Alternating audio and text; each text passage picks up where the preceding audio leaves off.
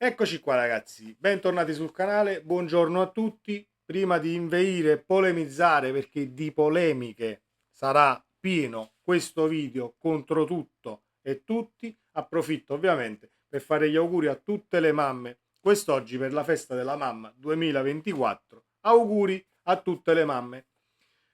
Aperta e chiusa parentesi, vi invito ovviamente ad iscrivervi al canale se volete, attivando la campanella delle notifiche, passaggio importantissimo per restare aggiornati cronologicamente per ciò che succede sul canale stesso. Un bel like a questo video che non guasta mai, fa piacere a me in primis e all'algoritmo perché andiamo a sfruculearlo, come si suol dire. Ritorniamo seri perché non c'è proprio niente da ridere. Allora, partiamo dal fatto che la maglia del Napoli, con o senza lo scudetto cucito al petto, peserà sempre. Peserà sempre per un motivo fondamentale, perché il più grande di tutti, perché il calcio in persona ha calcato quel terreno di gioco dove voi da settembre a questa parte state camminando e state facendo figure di merda. Ci siamo? Non c'è mai stata, voglio prendere solo la gestione della Laurentiis, non vado tanto indietro ovviamente nella storia, ma non c'è mai stata una squadra che ha disonorato la maglia in questi modi. Non c'è mai stata. Siamo saliti con questa maglia, siamo tornati in Serie A, il primo anno di Serie A. Prima di arrivarci ci sono stati calciatori che hanno sposato il progetto Napoli, rifiutando proposte nella massima serie solamente per indossare questa casacca e, diciamo, diventare protagonisti della risalita nella Serie A che fu. Ci siamo, quindi voi non siete degni né di indossarla né tantomeno di calcare quel terreno di gioco, ma nemmeno di entrare al Maradona. Cioè voi non, per me, voi non dovete più entrare al Maradona. Non esiste. Io domani schiererei la primavera, manderei tutti quanti a fare in culo. Lo so che è una cosa che non può succedere a livello economico perché dovresti svendere tutti quanti e non succederà. Però a mali estremi, estremi rimedi, e questo è un male estremo, e se i rimedi non saranno estremi quanto le figure di merda che avete fatto, non ne usciamo. Non ne usciamo. Scelta della società. La scelta della società di ieri è condivisibile il silenzio stampa? Per me non esiste. Non esiste. Dopo quello che avete fatto ieri e dopo quello che non ci avete fatto vedere da settembre a questa parte, voi ieri vi presentavate in conferenza, allenatore e tutti quelli indagati, tra virgolette, di questo sciopero in bianco per farvi sputare in faccia, con giornalisti però in questo caso scelti ad hoc per rompervi i coglioni e non con le conferenze stampa pilotate e con tutte le domande accomodanti senza andare a punzecchiare un bel niente, perché le conferenze stampa che abbiamo visto da inizio anno sono accomodanti, sono sempre state accomodanti e non dovete romperci i coglioni. Non dovete romperci i coglioni perché noi abbiamo bisogno di essere, non è che abbiamo bisogno, abbiamo il diritto di essere rispettati come tifosi e abbiamo il diritto di sapere per filo e per segno perché vi state comportando così, al di là che noi sappiamo che la situazione è bussare a soldi, non vengono dati i soldi e allora gli uomini senza palle che ci ritroviamo in rosa, piuttosto che prendere la situazione di petto e dire io non ci sto, mi trovo la squadra e me ne vado, così come, che so, un Lozano di turno, ecco, restate a Napoli, vi fate prolungare i contratti per poi scioperare in bianco e camminare in campo. Proprio amazzamra la gente, si dice in napoletano, proprio lo schifo più assoluto delle persone. Quindi, caro Napoli e cara società Calcio Napoli, prima di scegliere i calciatori per il loro livello tecnico, si guardi l'uomo. Guardate l'uomo prima di tesserare un calciatore. Può essere pure il calciatore più forte del mondo, sia non mi merda. Io a Napoli non lo voglio. Non lo voglio. Che sarà solo un male per un gruppo, per uno spogliatoio, eccetera, eccetera, eccetera. Questo è per quanto riguarda squadra e ovviamente società. Ci sono anche delle incongruenze per quanto riguarda la stampa, le pagelle, perché siamo veramente in delirio totale sotto tutti i punti di vista. Però due parole per Spalletti, che ancora va dicendo no, a Napoli avevamo tutto per vincere. Io i miei motivi li so, non vado sbandierando niente, però non sono mica scemo. E allora Spalletti ci mette pure a te, perché carissimo Spalletti, tu è inutile che vai facendo. No, io sono andato via, noi avevamo tutto per vincere, però i motivi sono altri. Che ci vuole a dirli? Che ci vuole ad avere le palle un po' più grandi delle biglie per dire ok, io sono andato via da Napoli perché De Laurentiis così, così, così e così, oppure perché, che ne so, Tommaso massaggiatore così, così, così e così.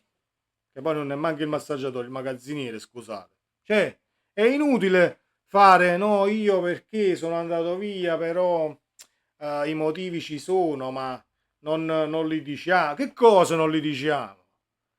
Stiamo parlando di un anno sabbatico in campagna, i campale, io devo andare in campagna, poi puff, la nazionale e poi ogni 3-2 che viene ovviamente punzecchiato a dovere da stampa serva ovviamente di una Lega Serie A, viene punzecchiato a dovere sul Napoli, continua a cacciare vongole fuori. A me sta pure bene che le cacci fuori queste vongole, però dille tutte, non le diciamo a metà, perché mi sono rotto il cazzo anche di sentire stronzate a metà.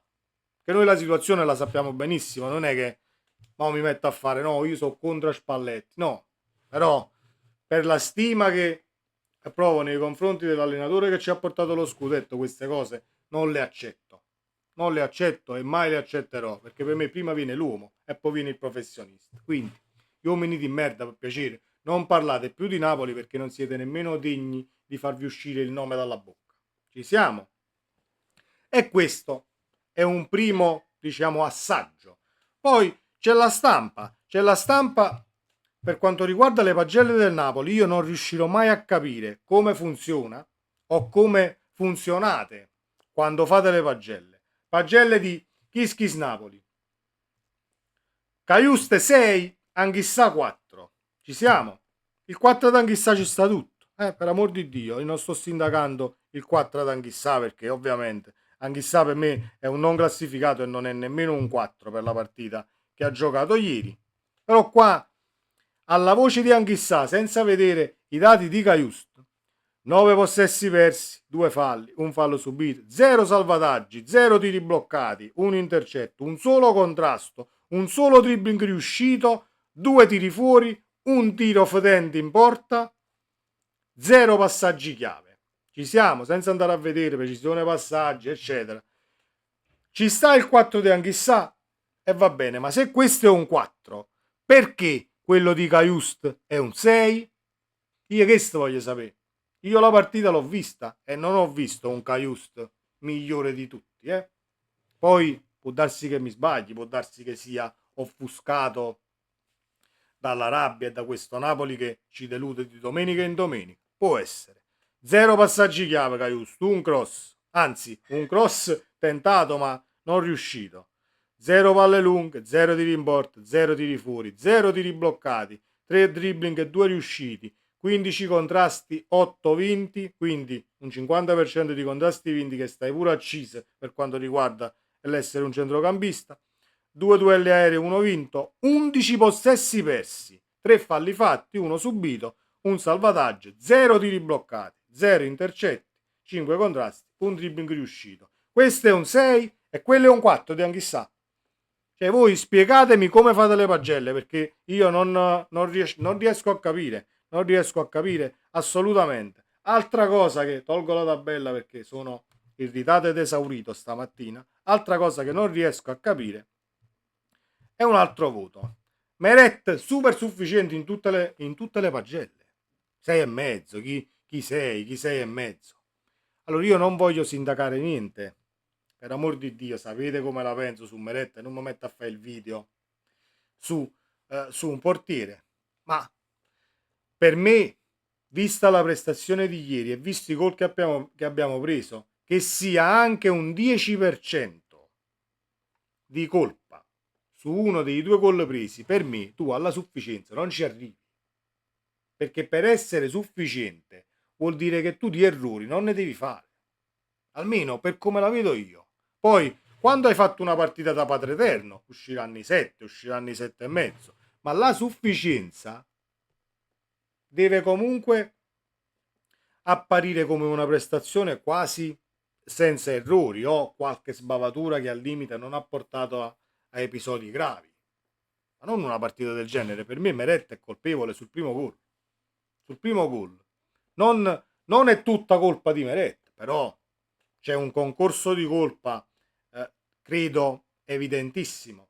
Al di là poi del secondo gol, che è un calcio d'angolo, Meret non uscirà mai, figurati, non esce sulla linea di porta, figuriamoci se usciva sul primo e sul secondo gol, su quel calcio d'angolo con la palla che arriva un poco fuori l'area piccola. Però non posso vedere poi pagelle del genere, perché se io sono Alex Meretto Jens Caiuste e oggi mi vado a vedere la pagella e ho fatto una partita di merda e mi vedo un 6 dappertutto, acquisto consapevolezza e dico: oh, porca miseria, questo è un 6, allora io producendo così sono sempre sufficiente. Perfetto, hai rovinato qualsiasi cosa. Ecco perché, carissima stampa, la stampa, parlo di quella stampa che ha comunque un grande peso dal punto di vista partenopeo, non le steccate queste cose, perché anche le pagelle hanno un peso, così come tutte le parole che vi escono da bocca, tutte quante. Quindi spiegatemi perché mo ci sono 2 punti di differenza tra Caiust e Anghissà, che per me sono insufficienti tutte e due. Non c'è niente di sufficiente nella partita di ieri, nessuno, niente e nessuno. E poi Anghissà 4, Osimhen 4 e mezzo. Non ci siamo, non ci siamo, c'è incongruenza proprio d'analisi per quanto mi riguarda. Che Osimhen è vero, non ha fatto niente, però perlomeno Osimhen ha corso per 90 minuti, Anghissà ha camminato per 90 minuti, ci mancava solo il lettino, gli occhiali da sole, si metteva, che ne so, a prendere il sole, come lo ricorderete tutti quel video dove Carmando prendeva il sole sulla panchina e Maradona quasi da centrocampo con un lancio gli stava quasi facendo finire il pallone sulla testa, se Carmando non lo vedeva e si spostava. Mettete una panchina dietro la porta, come si fece all'epoca, e anche chissà se pigliano un po' di sole, perché secondo me è mancanza di vitamina D che offusca il cervello di questo ragazzo. Non, non ci sono spiegazioni, non ci sono spiegazioni, e avete buttato tutto nel cesso, completamente, completamente nel cesso. Ieri era l'ennesima occasione, l'ennesimo treno da poter prendere, l'ennesima partita da poter vincere per cercare di arrivare in questa fottutissima conference, e invece voi state portando il Napoli fuori dalle coppe e porterete me in tutto il percorso dell'anno prossimo a rompervi i coglioni ogni fottutissima domenica se non andate via da Napoli, perché non mi fate godere il Napoli ogni 3 giorni e devo aspettare 7 giorni per vedermi una partita. Perché questo siamo noi tifosi: attaccamento alla maglia, attaccamento a 24 stronzi che ci stanno rompendo i coglioni da settembre, attaccamento a tutto, e questo riceviamo. Niente, zero rispetto, zero spiegazioni. Dopo una situazione del genere voi dovete andare ai microfoni e chiedere scusa a uno, dal primo all'ultimo, salvando solamente i nuovi acquisti, salvando solo i nuovi acquisti di gennaio, perché quelli che eravate l'anno scorso dovete passare sotto i microfoni, cari ragazzi, e dovete ricevere pomodori sputazzati in faccia, uova marce, dovete essere umiliati pubblicamente. Per quanto mi riguarda, sarò duro? Non credo, perché l'ho detto prima: a mali estremi, estremi rimedi. E caro Napoli, cara società, presidente, eccetera, eccetera, eccetera, se non si rimedia drasticamente a questa situazione, non se ne esce più. Perché io lo so già come va a finire. Va a finire che diventerà una situazione accomodante per alcuni elementi giuffrediani, mettiamola così. Si faranno 3-4 innesti, ma le parole di Giuffredi e quegli spogliatoi scontenti o scontento tra gli scontenti esisteranno sempre. Reggerai un anno, ne reggerai 2, da 2 anni stai punto e da capo. Stai punto e da capo. Quindi rimettici una cosa ai sordi, caro presidente, rimetticela una cosa ai sordi per quanto riguarda giocatori che dovrai piazzare a meno di quello che valgono, e cerchiamo di estrarre questo morbo che ci tiene in scacco. Ci tiene in scacco assolutamente vogliamo dire, dal post scudetto. Forse lo era anche prima, ma ovviamente non vado tanto indietro, perché questa stagione è talmente traumatica che ci ha fatto quasi dimenticare lo scudetto vinto.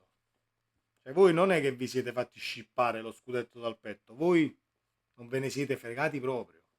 Non ve ne siete fregati proprio. A me questa cosa non andrà mai giù. Non andrà mai giù. L'ultima cosa, e concludo, per tutti i fenomeni televisivi e non, che dicono che l'allenatore conti il 10% in una squadra, siete proprio fuori rotta, nella maniera più assoluta.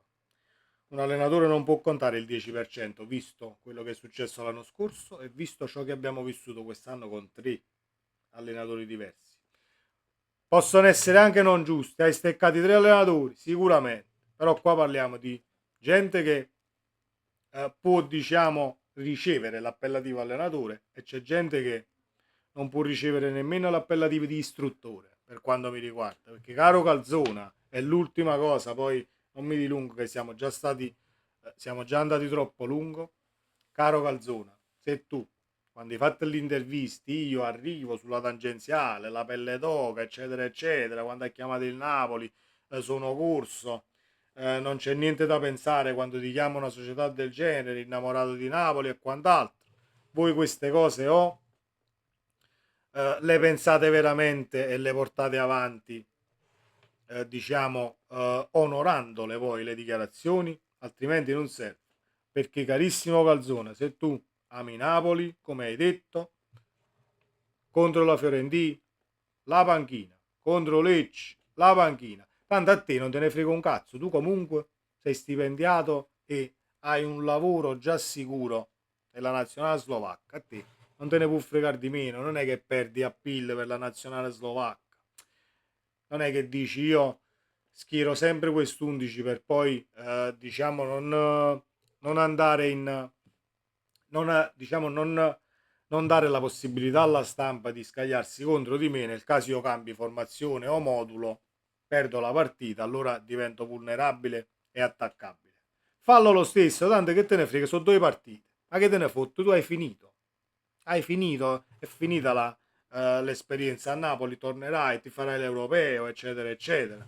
Fallo, perché almeno dai una parvenza di avere i controcoglioni che noi credevamo che tu avessi dalle prime dichiarazioni a Napoli, dal percorso anche del primo mese, perché comunque ha cercato un tantino di svoltare, creare quella situazione mentale che potesse dare alla squadra quella sorta di continuità di prestazioni né tantomeno di risultati. Queste, onorate questa cazzo di maglia, e chi viene a Napoli deve sapere che la maglia pesa, con o senza lo scudetto. Non è che ci sta lo scudetto e pesa, senza scudetto non pesa. Peserà sempre, perché da quelle scale dove salite tutte le domeniche c'è salito il sottoscritto qui, non il sottoscritto io, lui. Capite? Ecco qua. Forza Napoli sempre, un bacio a tutti, ancora auguri a tutte le mamme, buona domenica, ciao.